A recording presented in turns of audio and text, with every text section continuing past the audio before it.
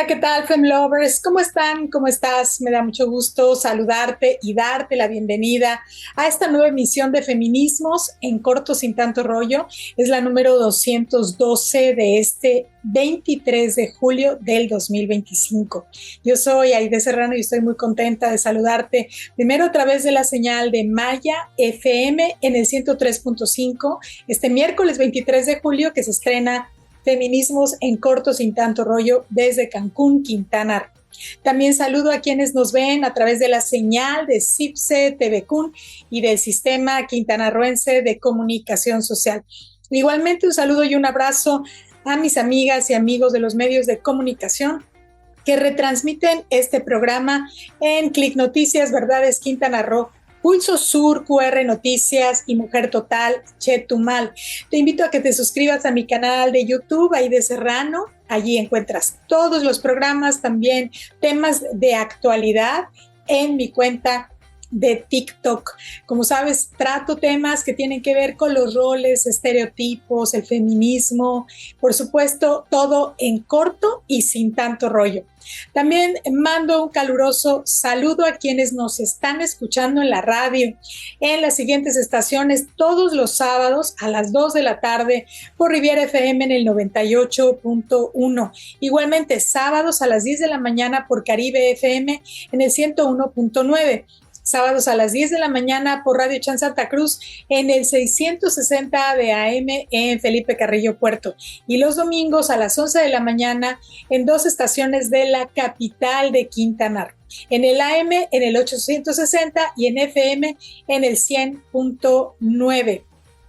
Hoy en este programa hablaremos de varios temas súper interesantes. Y te recomiendo mucho que te quedes porque vamos a hablar del acoso y el hostigamiento sexual. Bueno, conversé con Erika Solorio, quien es maestra en Administración y Políticas Públicas con enfoque en gestión política y ella es también activista en derechos humanos, es una especialista en estos temas y hablaremos de qué es el hostigamiento y qué es el acoso sexual, cómo identificarlo, también denunciarlo y de quién es responsabilidad de que se erradique.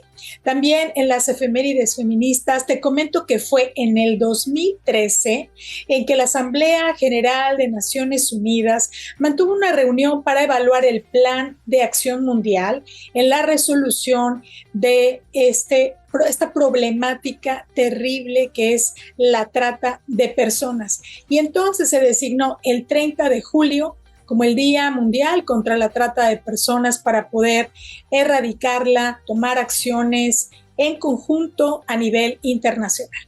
También hoy Fabiola Sumano, Mujer Medicina, nos comparte en su círculo de sabiduría femenina esta frase, es una reflexión acerca de esta frase que dicen muchas abuelas todavía, que es la siguiente: hija, date tu lugar. ¿Qué significa? ¿Qué implicaciones tiene? Esto es Feminismos en corto, sin tanto rollo. Comenzamos. En el 2013, la Asamblea General de las Naciones Unidas mantuvo una reunión para evaluar el Plan de Acción Mundial. En la resolución de Estados miembros designaron el 30 de julio como el Día Mundial contra la Trata de Personas. Esta fecha busca concienciar sobre la situación de las víctimas de tráfico humano, así como promover y proteger sus derechos, estimulando el compromiso internacional para frenar este delito desde las instituciones, la sinergia en el trabajo y la aplicación de un marco jurídico eficaz. Uno de los objetivos fundamentales es brindar asistencia a las víctimas sin distinguir entre su origen étnico, edad, situación migratoria o estrato socioeconómico. Es imprescindible analizar desde la óptica de los derechos humanos y de la perspectiva de género y del feminismo las estructuras sociales que conllevan el delito de trata de personas que explota sobre todo a mujeres, niñas, niños y hombres con numerosos propósitos como por ejemplo el trabajo forzado, la prostitución, la pornografía, las exhibiciones públicas o privadas de orden sexual, el turismo sexual o cualquier otra actividad sexual remunerada. Vamos a ver más información a este respecto. hablemos sobre trata de personas. ¿Qué es la trata de personas? Es la captación, traslado o recepción de una o más personas, ya sea dentro del país o hacia otros países, y cuyo principal fin es la explotación en cualquiera de sus formas. ¿Cuáles son los mecanismos de captación? El engaño. Se ofrece altas sumas de dinero, empleos dentro o fuera del país. Personas cercanas e incluso, en algunas ocasiones, familiares pueden ser parte de la red de explotación. En otros casos, él o la tratante utilizan como medio el enamoramiento o la seducción. Incluso pueden utilizar la amenaza, la fuerza y la coacción. ¿Cómo podemos prevenirla? Pilas. Siempre estar muy atentos y atentas al entorno. ¿Alguna oferta de trabajo o estudio suena demasiado buena para ser verdad? Es mejor informarse bien. En las redes sociales también existen riesgos. Es mejor no entregar datos personales a desconocidos. Se recomienda tener filtros de quién puede ver la información, pues los y las tratantes la usan muy a menudo para contactarse o crear perfiles falsos. Hola, soy Fabiola Sumano y yo les voy a hablar aquí en Feminismos, en corto y sin tanto rollo, de la frase que nos decían nuestras abuelas: hija, date tu lugar. Esta es una frase muy poderosa que me viene acompañando a mí y escucho la voz de mi abuela cuando me lo decía. Es el momento de darte tu lugar. Y eso significa que si tú quieres tener relaciones interpersonales o relaciones sanas contigo misma, debes de inculcar y practicar el autorrespeto. Eso es muy importante.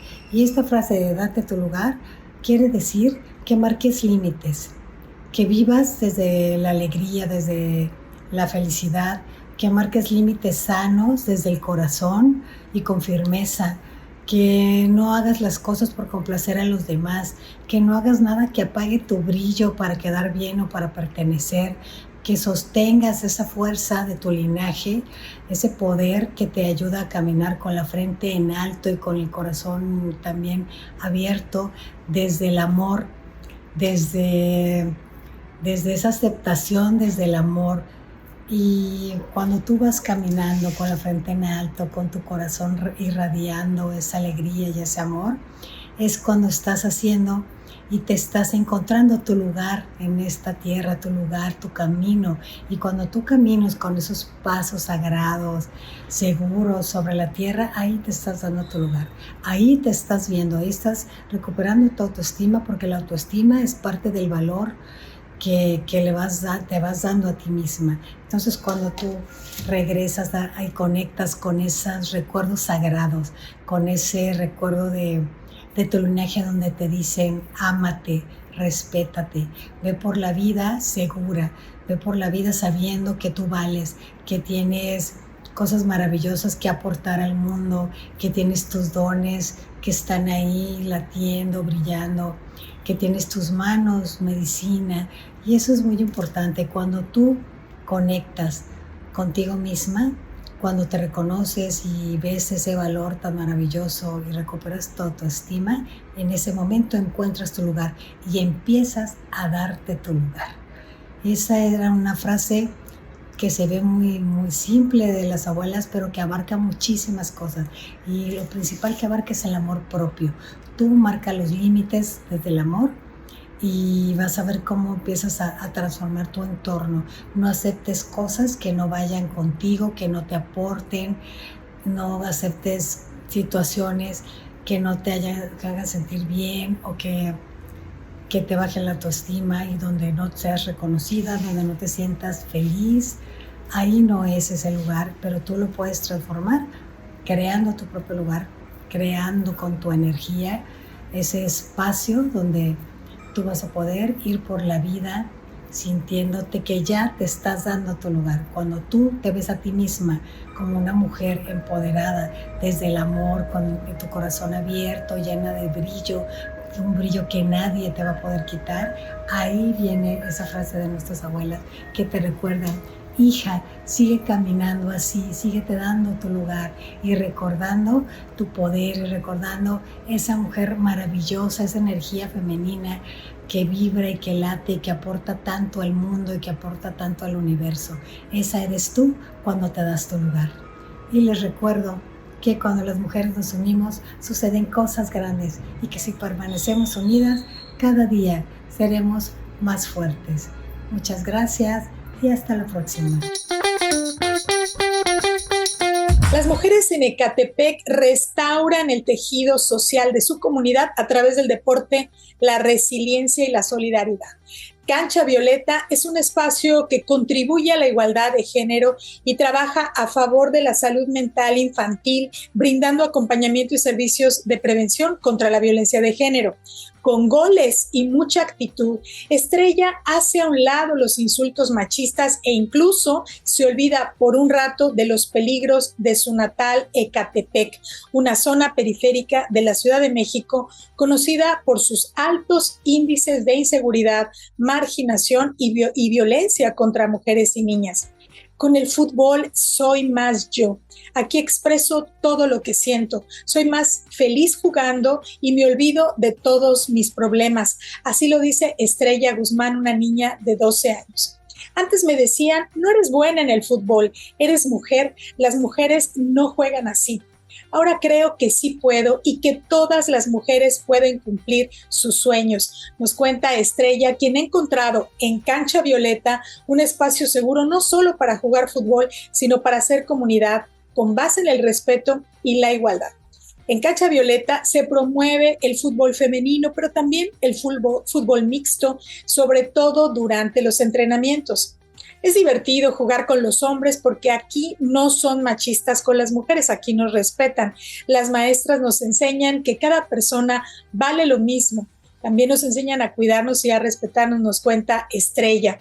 Lo mismo opina Aldo Huerta, un joven de 17 años, quien valora mucho los entrenamientos de fútbol en Cancha Violeta, no solo por la técnica deportiva que les imparten las maestras, sino por los aprendizajes en temas de inclusión, derechos e igualdad de género. Las mujeres son muy buenas en el fútbol y también aprendemos de ellas, nos dice este joven. Aldo valora el poder transformador del fútbol y en el marco del Día Mundial del Fútbol celebrado el 25 de mayo, invitó a otros jóvenes, hombres y a todas aquellas personas que aún piensan que las mujeres no pueden jugar este y otros deportes a dejar atrás los pensamientos machistas. Todas las mujeres tienen el mismo derecho que los hombres a practicar algún deporte. Me gustaría ver más mujeres que les guste el fútbol y que sigan integrando, que le echen ganas y que a pesar de las malas opiniones que les puedan dar, hagan caso omiso y que luchen por su sueño. Las mujeres son lo de hoy, destaca con mucho entusiasmo Aldo.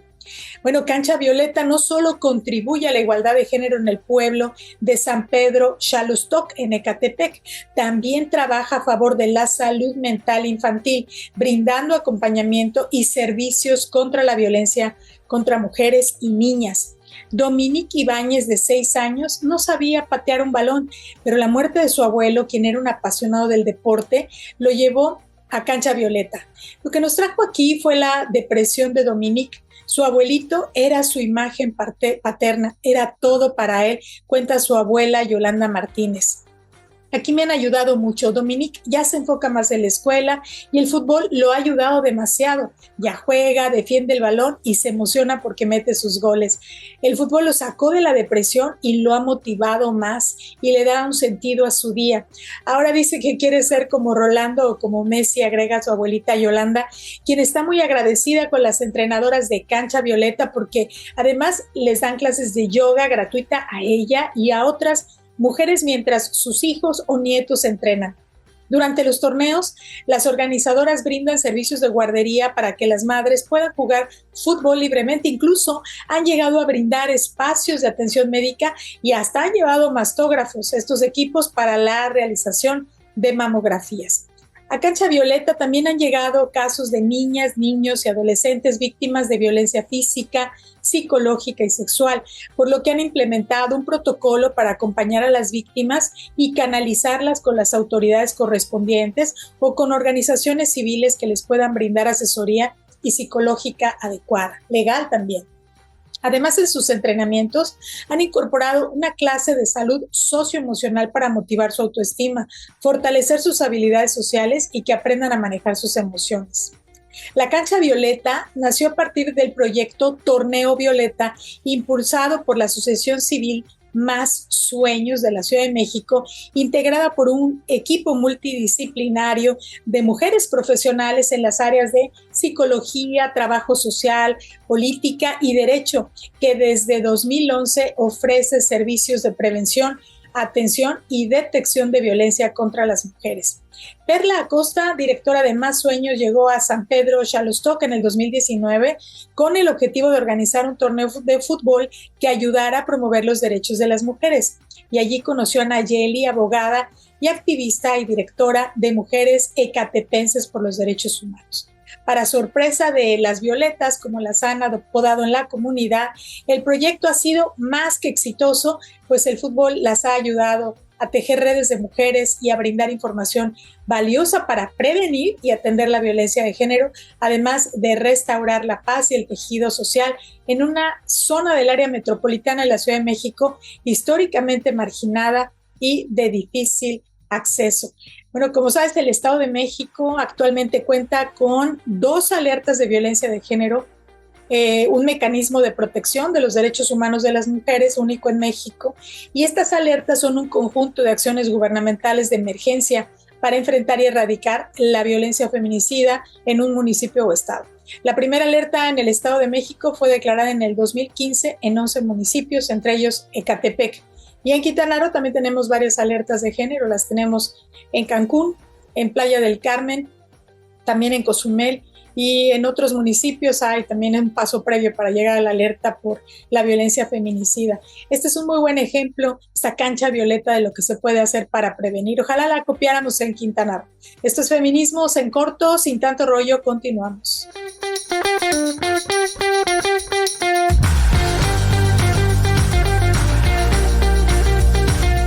Estamos aquí en Feminismos en Corto, sin tanto rollo, y me da muchísimo gusto darle la bienvenida a la maestra Viviana Erika Solorio. ¿Cómo estás, querida Erika? Hola, Aide, muy buenas tardes. Muchas gracias por la invitación. Estoy muy bien, ¿y tú? Estoy muy bien y muy contenta de tenerte aquí porque vamos a abordar un tema que pienso nunca es suficiente hablar y profundizar acerca de el hostigamiento y el acoso sexual, particularmente en el ambiente laboral. Es desafortunadamente, una de las violencias más normalizadas, más frecuentes, poco denunciadas, y se vive todos los días, y las mujeres siguen padeciendo esta terrible situación, la verdad, sin mucho chance de que las cosas cambien. Bueno, la maestra Erika Solorio es maestra en Administración y Políticas Públicas con enfoque en gestión política. Ella es especialista en programas de gobierno y políticas públicas, es asesora política y activista en derechos humanos. Desde tu experiencia en políticas públicas, precisamente, ¿cómo describirías la situación actual del hostigamiento y el acoso sexual en los espacios laborales en México? Sí, Aide, muchas gracias. Fíjate que ya hablando y escribiendo sobre derechos humanos, y haciendo diferentes investigaciones para dar a conocer a las personas la falta de conocimiento que tenemos todas y todos en general sobre el respeto a los derechos humanos, me he dado cuenta que la prevención del delito es muy importante desde la niñez, desde la educación básica, porque así evitaríamos muchos delitos.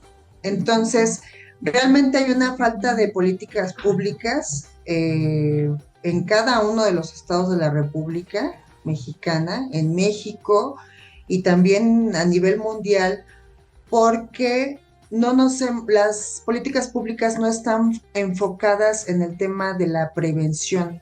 Necesitamos un mayor conocimiento, dar a conocer los derechos humanos de todas y todos para que evitamos cometer delitos, porque nadie está exento en cometer un delito. Claro, y fíjate que me parece muy relevante que menciones el conocimiento de los derechos humanos como parte de la prevención. Yo le pregunto a quienes nos están escuchando y quienes nos están viendo si conocen sus derechos humanos, los que están consagrados en la Constitución, que es nuestro documento madre, esta Constitución que se reforma pues prácticamente todos los días, pero que consagra, como es esta palabra que se usa, consagra los derechos fundamentales, los derechos humanos de todas las personas. Y yo les pido que se pregunten si saben cuáles son. Y si no los conocen, pues allí tienen una tarea pendiente, porque no puedes defender, no puedes proteger lo que no conoces. Necesitamos saber cuándo nuestros derechos humanos están siendo violentados. Y también esta conversación acerca de los derechos humanos pues es reciente, no se reconocían como tales a nivel mundial, ¿no? Era muy normal violentar a las mujeres, hablando en el tema de mujeres, pero también a las niñas y a los niños.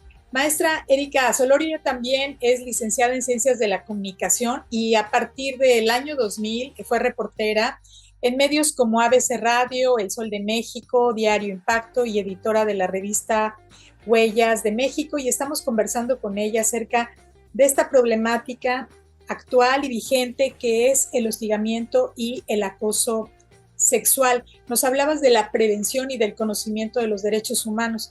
¿Cuáles consideras que son los principales obstáculos que enfrentan las víctimas a la hora de denunciar, las víctimas tanto de hostigamiento como de acoso? Fíjate que recientemente escribí una columna titulada Ya no queremos más tumbas, en donde abordé el tema del que es muy difícil contabilizar el número de violaciones a los derechos humanos que sufrimos las mujeres, adolescentes y niñas en México, porque no todas nos atrevemos a denunciar. El miedo, las amenazas y la falta de conocimiento nos paralizan y lamentablemente continuamos con el número de feminicidios en México y en el mundo. Y también desafortunadamente muy pocas veces hacemos honor a la sororidad durante esta lucha en la exigencia del respeto a los derechos humanos de las mujeres. Por eso las activistas que tenemos la oportunidad de escribir o hablar en los medios de comunicación, alzamos la voz para que se escuchen nuestras voces que denuncian las agresiones físicas, laborales, monetarias, psicológicas y sexuales de las que muchas mujeres hemos sido víctimas. Y uno de los grandes obstáculos que se nos presentan a la hora de querer alzar la voz, porque ninguna de las mujeres que habitamos este mundo estamos exentas de padecer un hostigamiento y acoso laboral. Y uno de los obstáculos que se nos presentan es que muchas veces no nos creen. Cuando muchas mujeres llegan a denunciar, es como si su voz no fuera escuchada, como si no les creyeran. Su voz no vale, porque forzosamente las autoridades que en algún momento se convierten en cómplices de los agresores, y digo que se convierten en cómplices porque no creen a las mujeres lo que están viviendo, no creen a un adolescente, a una joven, a una mujer que está siendo acosada sexualmente por su agresor. Entonces por eso se vuelven cómplices. Entonces yo me pregunto, ¿por qué las autoridades no creen en la voz de un adolescente, de una joven, de una mujer? Si el acoso sexual y el hostigamiento sexual y el abuso sexual se dan en lo privado, muchas veces se dan en lo privado, no hay testigos. O sea, yo imagino, en el momento que una joven va a ser acosada por parte de su agresor, ¿qué le tiene que decir? Espérame tantito, antes de que me empieces a acosar sexualmente, déjame grabar, deja sacar mi celular para grabarte y tener una prueba de que realmente me estás acosando para que después yo te pueda denunciar ante las autoridades y me crean. O sea, creo que esa es una burla por parte de las autoridades, por parte de muchos hombres y mujeres que están en el poder. Y no solo hablo de México, esto es como una pandemia a nivel mundial. Claro. Sí, es una problemática que sucede todos los días, no solamente en las empresas privadas, sino también, por supuesto, en el gobierno, en la administración pública, en los municipios, en los estados, en el gobierno federal. Ahora, antes de ir más a fondo, me gustaría que fuéramos a las definiciones y características que tiene el hostigamiento sexual en el ámbito laboral.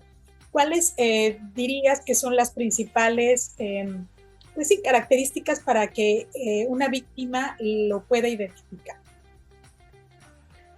Mira, yo me di a la tarea de buscar en la página del Gobierno de México el hostigamiento y acoso sexual, y lo voy a leer tal cual. Hostigamiento y acoso sexual, una mirada institucional. El hostigamiento sexual y el acoso sexual forman parte de la violencia de género y producen daño o sufrimiento físico, sexual y mental que pueden llevar a la coacción, la privación de la libertad y la vida por parte del agresor hacia la víctima. O sea, esto no es algo que nos hayamos inventado las mujeres, es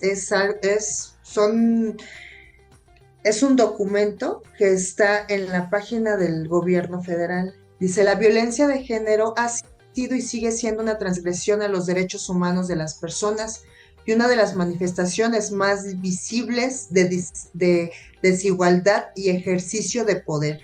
Este tipo de violencia hace referencia a actos dañinos contra una persona o grupo de personas por razón de género, cuyo origen data en la cultura patriarcal y que oprime y discrimina no solo a las mujeres, también a las niñas y personas de la diversidad sexual. ¿Cómo puede identificar una mujer, una adolescente, una joven, una mujer que está siendo víctima de hostigamiento sexual y acoso sexual? Fíjate que recientemente platicaba con una abogada y me decía que el acoso sexual está tipificado en la ley. Y aquí, o sea, el acoso sexual es en general, aplica tanto para cualquier persona, para cualquier agresor que está acosando sexualmente a su víctima. En la administración pública estatal y federal, define el hostigamiento sexual cuando se da de un superior jerárquico en la administración pública estatal o federal hacia una subordinada. Entonces tenemos que identificar eso, porque cuando es de compañero a compañera, le dicen que es acoso sexual, y cuando es de un superior jerárquico es de hostigamiento sexual, pero a la hora ya de levantar una denuncia o un acta administrativa se maneja como acoso sexual. Ok. Por ejemplo, ajá. Sí. Dinos el ejemplo, por favor. Sí, por ejemplo, hay miradas, porque, bueno, hay que también dejar en claro que el acoso sexual también se da de hombre a mujer y de mujer a hombre, no es exclusivo de los hombres hacia las mujeres.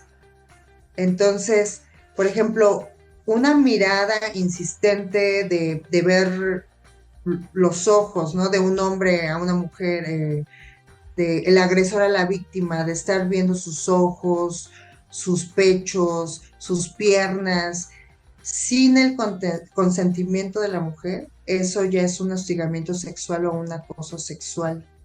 Estar tocando a la víctima sin su consentimiento también es hostigamiento sexual o acoso sexual. Cerrarle el paso también es violencia sexual. O sea, son muchos detallitos que lamentablemente en el día a día muchas mujeres y hombres tenemos normalizado, ¿no? Cuando nos encontramos al compañero o al jefe que se quiere hacer el gracioso, ¿no? Y haciendo bromas con las compañeras. Claro.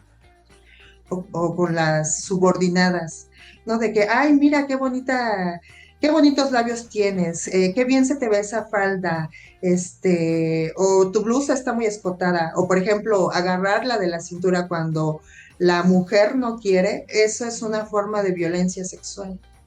Pero lamentablemente, como te digo, Aide, tenemos normalizada la violencia, por eso es muy importante que tanto en las escuelas públicas y privadas, que esto se hace a través de los gobiernos, quienes son los responsables de elaborar las políticas públicas para la prevención del delito y para informar a la gente sobre sus derechos humanos.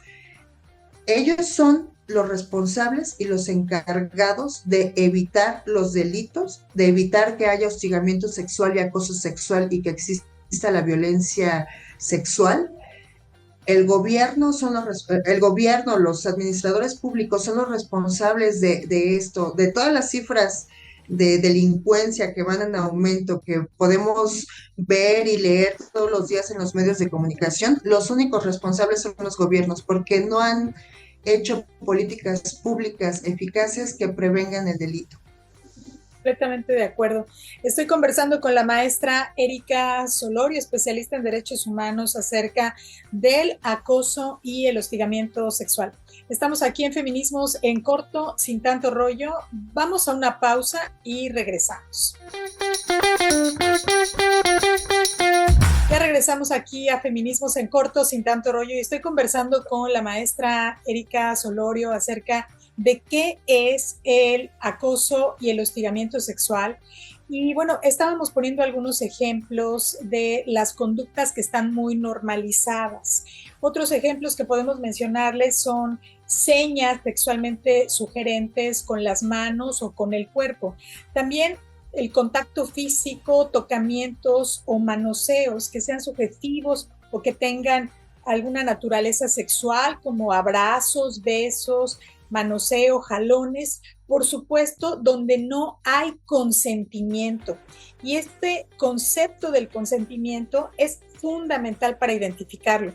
Bueno, también la maestra Erika nos decía que el hostigamiento sexual es de un superior jerárquico a una persona de menor rango.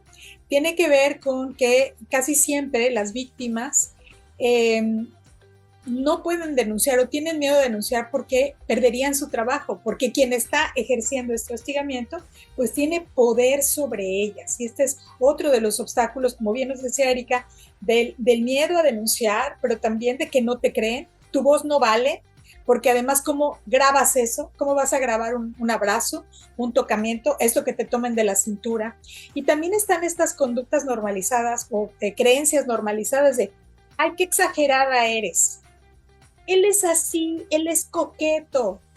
Ay, ¿para qué te vistes así? Pues tú tienes la culpa, no deberías venir tan escotada. ¿Para qué te pones minifalda? Es que también es tu culpa por estar tan buena. Si no estuvieras tan buena, pues nadie te voltearía a ver.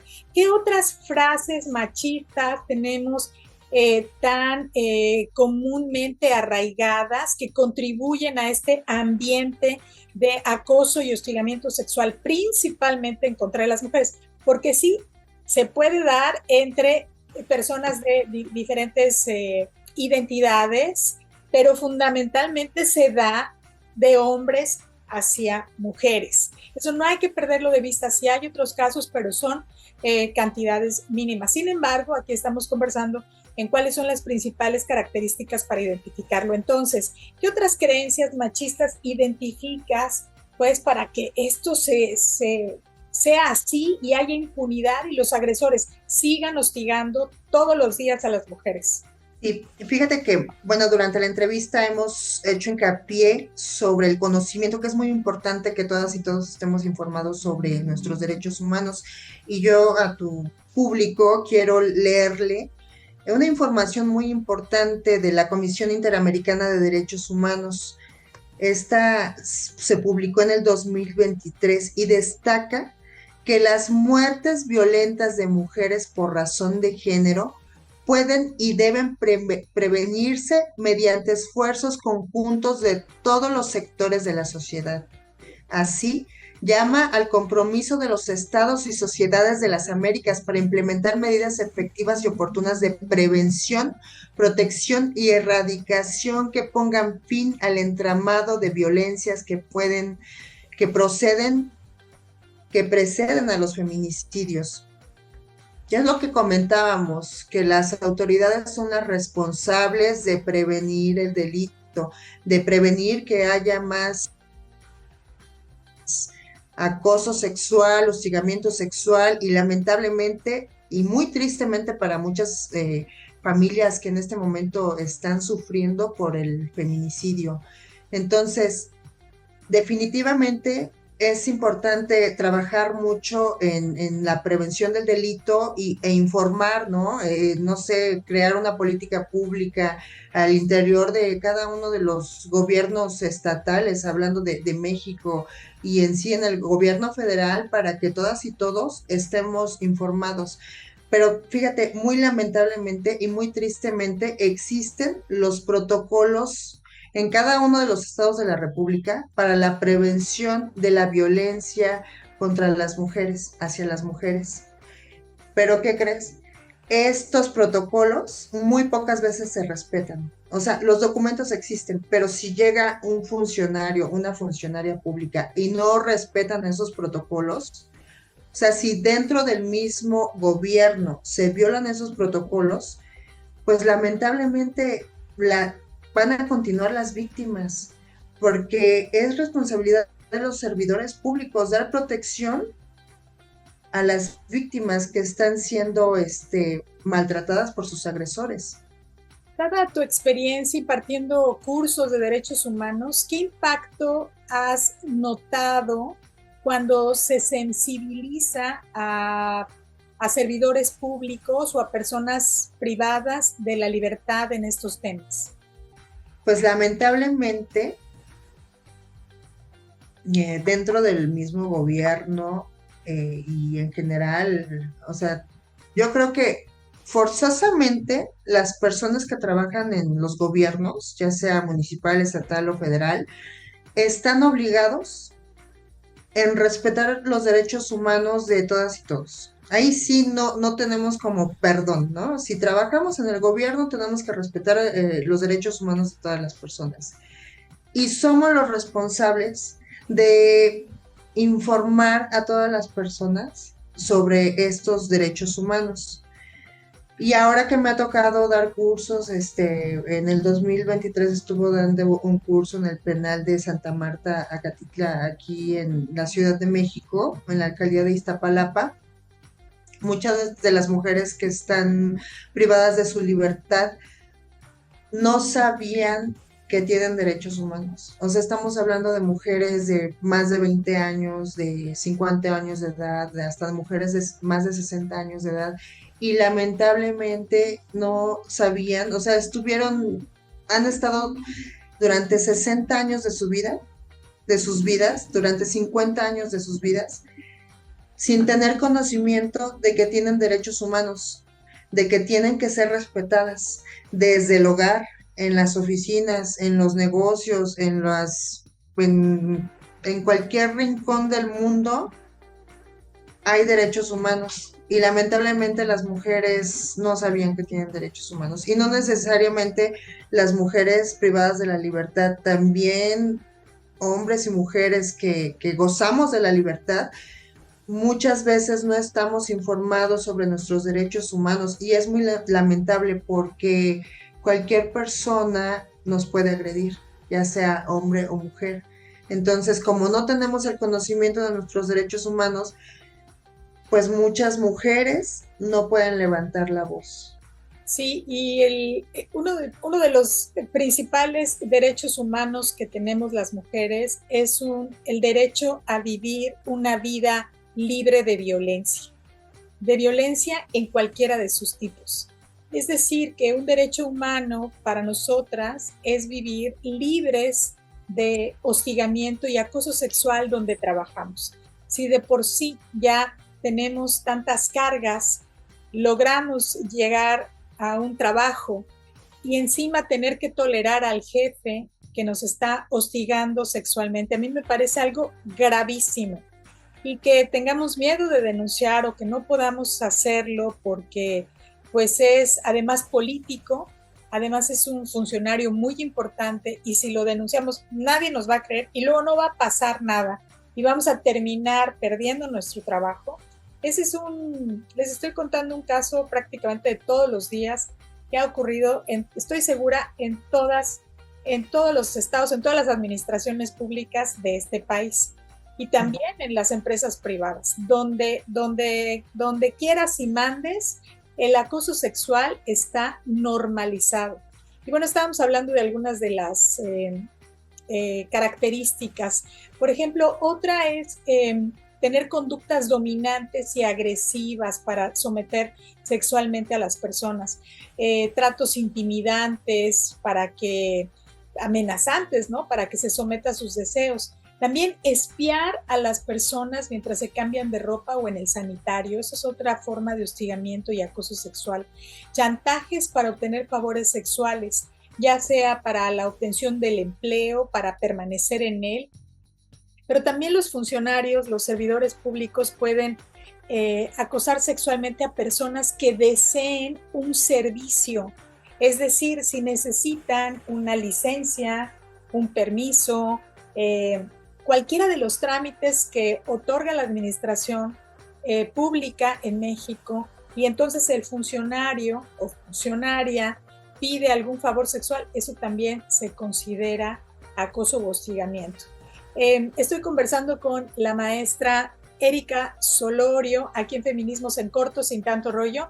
Ella es columnista en SDP Noticias y Contrarréplica. Ahí escribe sobre el respeto a los derechos humanos.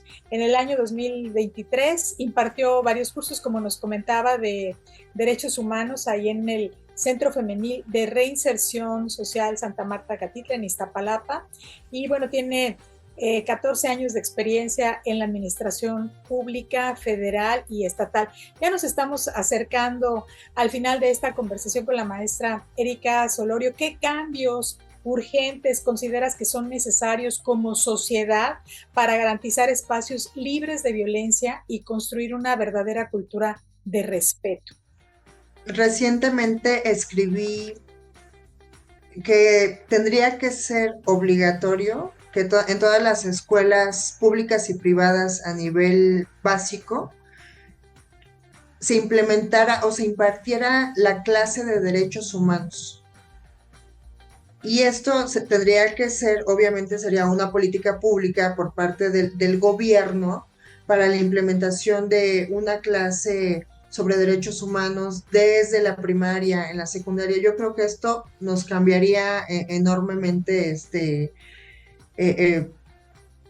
abonaría en la prevención del delito. Yo he estado en pláticas con una maestra de cívica y ética de una secundaria de la Ciudad de México y le propuse ir a dar cursos de derechos humanos para los alumnos, porque en la edad de la adolescencia es una edad muy complicada para los chicos y chicas, entonces yo creo que sí es importantísimo darles el conocimiento a nuestros niños, adolescentes y jóvenes para evitar el delito.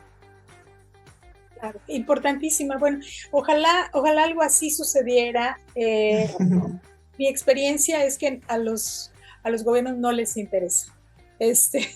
No les interesa en la educación, porque además se llena la boca de decir que sí, a través de la educación vamos a cambiar el mundo, pero no cambian los programas de estudio para incorporar, por ejemplo, materias como derechos humanos, para reconocer cuáles son las violencias que nos atraviesan. Si las niñas y los niños supieran eso desde que están, de que tienen edad temprana, de que están en la escuela, pues también podrían ser factores de cambio en sus hogares, ¿no? Cuando vean violencia, también avisar, cuando ellos también son víctimas de violencia. O sea, el hogar es el lugar más peligroso para las niñas, los niños y las mujeres. Y los principales agresores son los papás, son los padrastros, son los hombres que están allí. Por ejemplo, en Cancún acaba de ocurrir un terrible feminicidio de una niña de 10 años. Fue su padrastro quien cometió el delito. Imagínate no era la primera vez que la agredía, ahora logró quitarle la vida, porque nadie se dio cuenta. Seguramente había ya indicios. La mamá no estaba, parecía que estaba trabajando y había dejado a la niña al cuidado del padrastro. Pero esas son las situaciones, como bien dice la maestra Erika Solorio, que hay que prevenir. Y todo lo que se supone que están haciendo, pues no está funcionando, porque diario, por lo menos 11 mujeres pierden la vida todos los días en México. Bueno, llegamos al final de esta conversación con la maestra Erika Solorio. Muchísimas gracias. Ya dije algunos de los lugares, pero ¿dónde podemos saber más de ti, de tus cursos, leer tus columnas?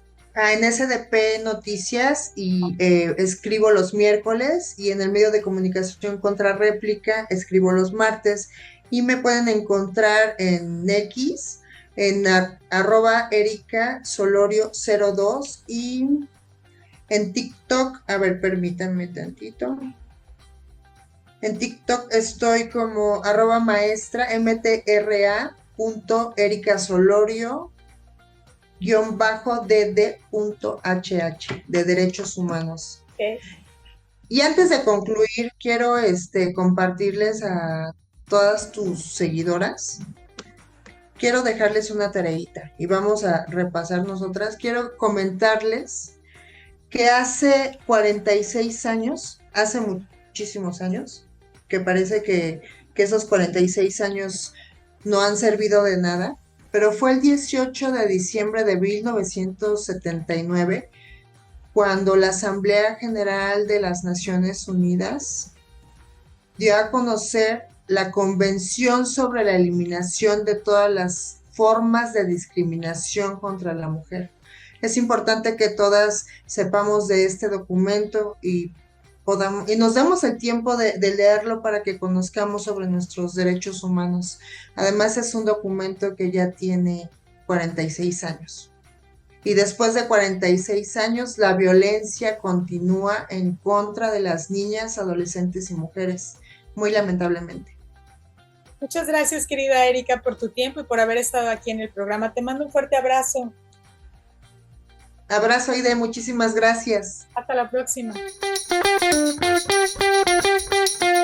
Y así llegamos al final de esta emisión de Feminismos en Corto, sin tanto rollo, no sin antes darle las gracias a quienes lo hacen posible.